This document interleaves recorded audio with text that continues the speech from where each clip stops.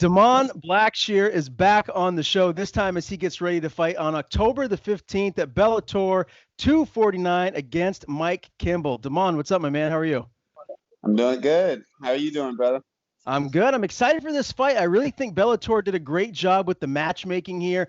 Both you and Mike are exciting young fighters and have bright futures, so I'm really intrigued about this matchup. Tell me, man, how has this camp been thus far? Oh, this camp's been great, and I've been getting a lot of sparring sessions in down in Fayetteville, North Carolina, with at Team Rock, getting my rolling in down there, and then coming up to Embrace in Wake Forest to get some private coaching with Joel Garcia and work with Tiago, one of his trainers too. So it's been good, man. How difficult has it been for you to get the normal work in that you would during this pandemic? Has it been any different for you? Like, have there been any significant challenges? Uh, Honestly, not really. I'm training like normal. Some of the gym, it was hard at a certain point to get into some of these gyms because a lot of them were closed. But yeah, I just been training like normal, so Yeah. not too bad. Who have been some of those main training partners that you've been getting your work in with for this camp? A lot of the guys are pretty much like up and comers, but like hell of talent. We have Paris Artist. He's down in Fayetteville. He's 3-0 as a pro, undefeated as an Ami as well. And then we have Isaiah Monroe. He's coming up. He just fought for CFFC. Made a hell of a debut down there. Working in with Adley Edwards. He got invited to fight on Contenders. So yeah, I've been working with a lot of good up and coming guys. So Have you been around Marcus Davis? I know Adley trains with him. Have you got to see him at all? no, I haven't. I haven't. No. Okay. No. Yeah, that guy. I'm sure you know who the Irish hand grenade is. He's a Yeah, former yeah, I UFC know. fighter. Yeah, Yeah, hell of a boxer. Yeah, no yeah. doubt about it. It's funny too. I was thinking about you this morning because I was in at the gym. I was getting some work in, and who happened to show up but Aaron Lacey, a former opponent of yours, who Oh, you snap, beat yeah. way back in the day, man. Tell me, how much better are you now versus the version you were then when you fought Aaron? Man, I feel like like degrees. Like so, I'm so much better. Like fight IQ, like understanding the game, understanding how to play. Especially my hands are so much sharper. Um, I can land. I figured out. I found my power. Like learning how to like implement it and not just like hitting pads hard, but like implement it on actually hitting opponents hard and learning how to land shots. I feel so much more better than Mhm. when I fought Aaron Lacey. So. When I was cage side when you fought Aaron, and you really just your athletic performance in there, outside of just like how good of a fighter you are, really just like you shined in that fight. You looked fantastic. Were you an athlete before MMA? Like, did you get into any other sports? Like, what else do you do outside of mixed martial arts? I wrestled in high school.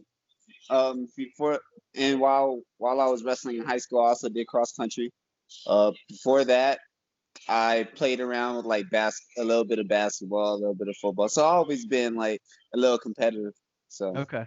Yeah, for some reason I thought you were going to say you were kind of like a Tariq Cohen, like in high school, like returning punts and kickoffs for touchdowns. Right. not really, not really. I was able to pick up into wrestling because I didn't feel like I had like a competitive edge against most people in like basketball and football and whatnot. But wrestling, I was able to. I feel like I could compete with everybody else. So What other hobbies do you have outside of MMA? Like, do you get into? I mean, I'm a movie buff myself. Have you gotten into like any Netflix shows or movies? Especially during this downtime. Is there something else that you really like? yeah, I've been on Netflix. I'm trying to remember. I'm having a brain fart right now. But yeah, I've been I've been watching a lot of shows on Netflix lately. I've been playing the game a lot. I've been playing Mortal Kombat pretty often lately. So Mhm. yeah. Have you seen Kingdom? No, I haven't. Everybody's been telling me about Kingdom. Man, you Yeah. got to get on that. I've been watching The Boys. The Boys on Amazon Prime and I just started watching Umbrella Academy. Yeah. Okay. I'm Both watching good stuff like shows. Yeah, huh? definitely. Both of those are very good shows, 100%. You got to check out Kingdom, though. I think you're really going to like that one. Oh yeah, I'm going to have to. Yeah. Let's talk about this last fight, man. You had a big win over Kody Nordby, CES. How important was that win? You had a couple of losses, not back to back, but just in your last few fights. How important was that for you just to get back in the win column and get a dominant win over a veteran like Cody? It was extremely important, especially for just myself, just to know that I go out there and I honestly, the winner or loss didn't matter for me. It was supposed to.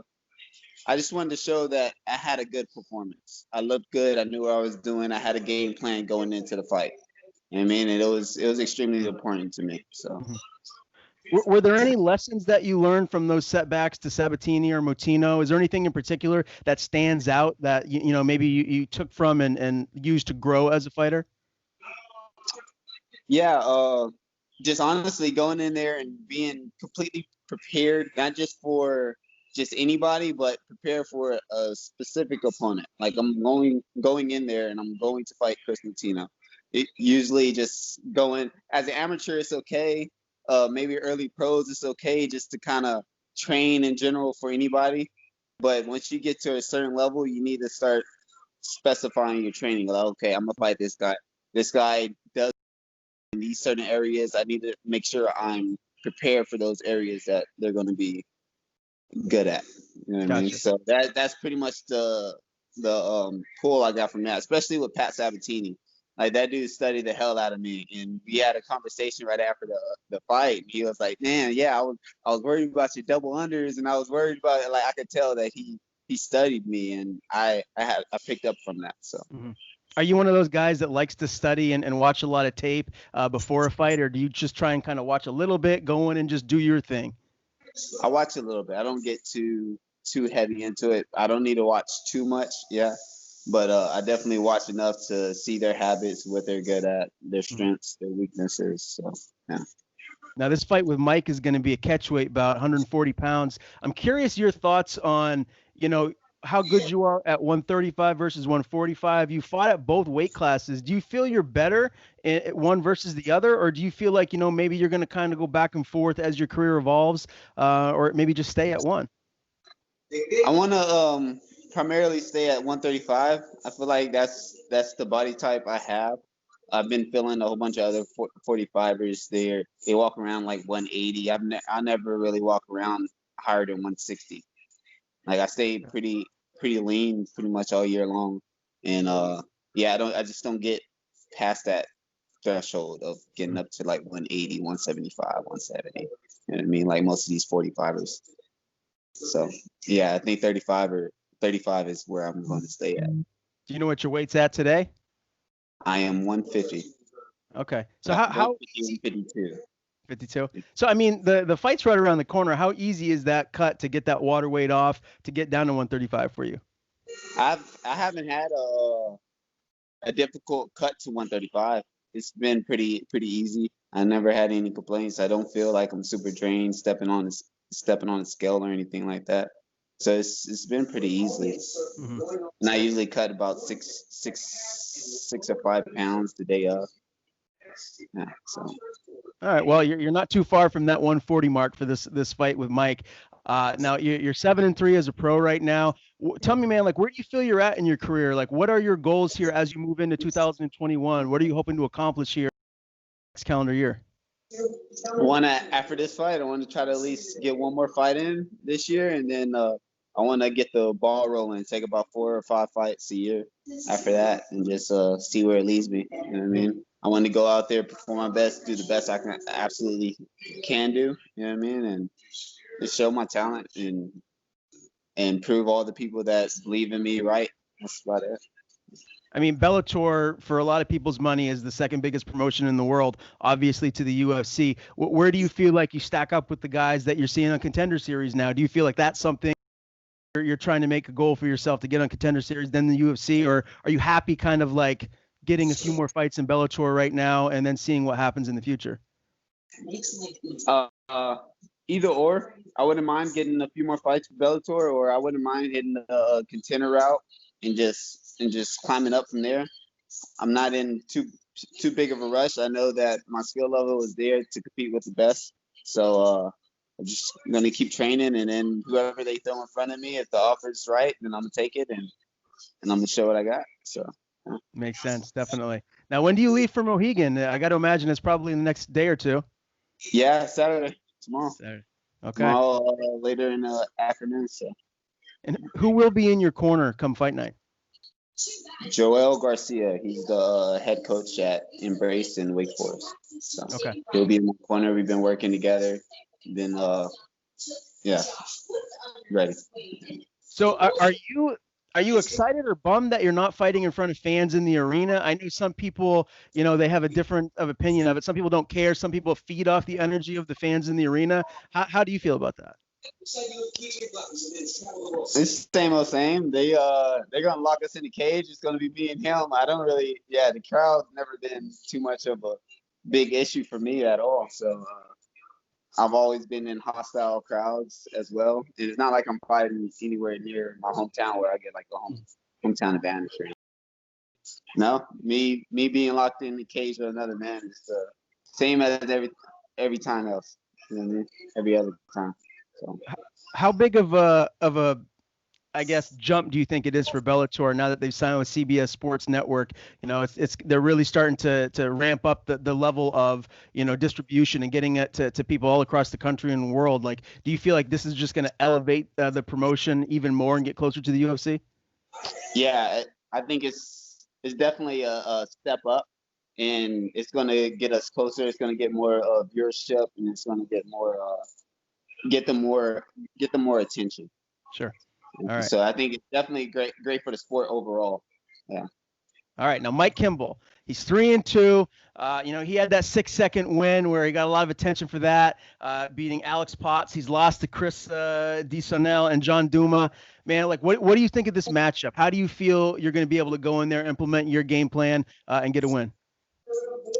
I'm gonna go in there. I'm prepared. Never underestimate anybody. He's young and he has so much potential to grow and get so much more better. And I'm on the same path of just growing and working hard. And I feel like he's good at this point in his last 2 fights. He's good for the first round. He comes in very hard. He hasn't been past the first round. And he's either the guy that comes in and dominates, or he's the guy that kind of folds. So I've been in there 5 rounds against guys. I've been in there 3 rounds. I've finished it early. I'm prepared for whatever he brings, and I think it's gonna be a hell of a fight. So I'm gonna bring it to him. So you said he's either the guy that comes in and dominates or folds. I can't imagine you think he's going to dominate you. So when do you think you're going to make him fold? Is this gonna go into the later rounds, or do you see yourself getting a finish here early? I can either or. I can see it going down in the second round. Yeah, I'm a second round finisher. You look at all my fights. I can see it going down in the second round. I definitely want to bring it to deep waters, make them uncomfortable. I met Mike Kimbel. I don't know if you know, but I used to train down at Hard Knocks 365, and I met Mike Kimbel. He's a cool dude. So yeah. So there's no animosity here. You like the guy. You're not gonna. Yeah, I like the guy. Yeah. It's cool dude. So it's just me and him. May the best man win. Yeah. Okay. I like it. It's just business. Got to go in there and do your. Let me ask you this real quick though, Damon. Do you feel like you do hold one? Is there one area of the fight where you just feel like you're going to have a significant advantage over him in this fight? The ground. Take it down to the ground. I feel like I'm more equipped with more tools, more experience on the ground, just from my grappling history, my wrestling, and my jiu-jitsu base. So ground, that's my way. So. Awesome. Well, I know everyone's waiting for October the 15th to get here. Bellator 249, Mohegan Sun, DIAMOND Blackshear, and Mike Kimbel. It's going to be a good one, man. I really appreciate the time. Before I let you go, if you have any sponsors you want to thank, if any social media you want to plug, the floor is yours. Follow me on Instagram at themonster94. the monster _94. So, and then I just want to thank all my teammates and my coaches that helped me prepare for this fight. Guys down in Team Rock Fayetteville, my coaches, Coach Sess, Trey Pace, Jason Quas, all my teammates, Coach Anthony Wright, and guys at Embrace, Coach Joel, Coach Tiago, all those guys, Dalton, my teammates, Paris, Isaiah. I just want to thank everybody for supporting me and getting me this opportunity. So, yeah. Awesome. Well, thanks again for the time, my man. Best of luck on the 15th, and let's do this again soon. Oh, yeah, absolutely. Thank you, brother.